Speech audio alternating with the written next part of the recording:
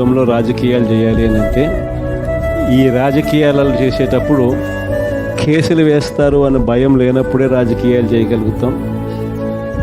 జైళ్ళకు పంపినా కానీ పర్వాలేదు చంద్రబాబు నిన్ను ఎదుర్కొంటామనే ధైర్యం ఉంటేనే రాజకీయాలు చేయగలుగుతాం. అలా ఉండగలిగిన తెగువ ఎవరికైనా ఉంటేనే రాజకీయాల్లో ఉండగలగాలి, చేయగలగాలి అనేది మాత్రమే ఈ కలియుగంలో మనం నేర్చుకుంటా ఉన్న పాఠం అని చెప్పాలి.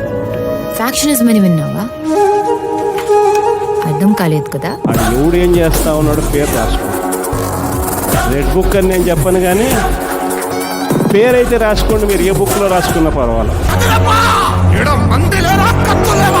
పేరైతే మీరు రాసుకోండి. దాని తర్వాత మాత్రం అన్యాయం చేసిన సినిమా మాత్రం మనం చూపిస్తామని. కంటపడ్డావా?